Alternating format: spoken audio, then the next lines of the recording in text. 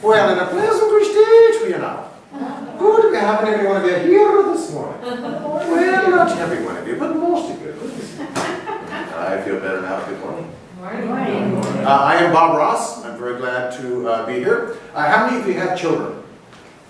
How many of you ever seen a child? Okay, good. You all on both of them. How many of us is a child?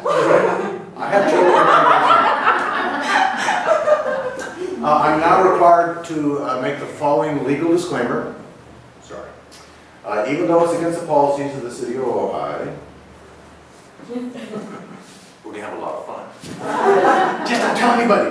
Then we're going to have a blast. Is that okay? Yes. Some of you look like you could use some fun. Some of you look like I feel. No, we're going to have a blast. And it turns out that when you're learning something in a fun, relaxed environment, your memory can go up 800%. Wow. Isn't that amazing? You're 8 times more likely to remember whatever it is you're learning. It's a fun, relaxed environment. So the fun part, we got nailed. Relaxed, it'll be good. And the first thing we're going to talk about is the brain, because that's a good foundation. Now, oh, it's here. I wonder if I can see.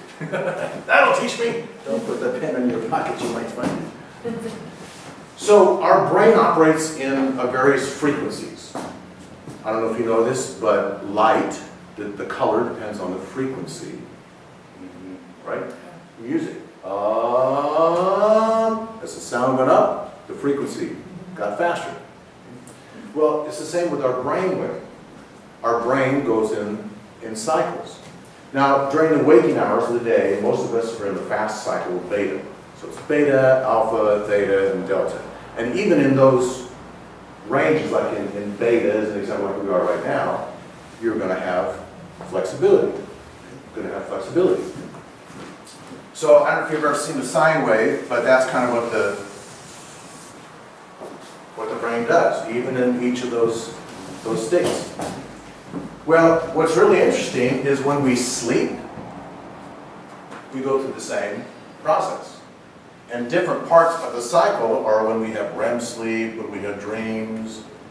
When we're really low, it's almost like we're paralyzed and our body's not moving at all. Have you ever gotten a phone call at 3 o'clock in the morning? No. And you answer the phone, and it could be your best friend, and you go, who is this? You know why that's the case? Because you're clear down here when you got the phone call, and the waking state is clear up here. Watch, it's just above there. So you had to jump from slow, same with an alarm clock.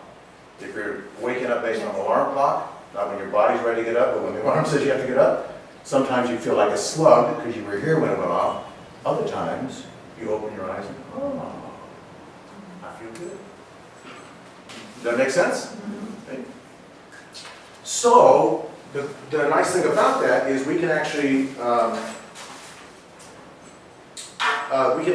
use that information to our benefit.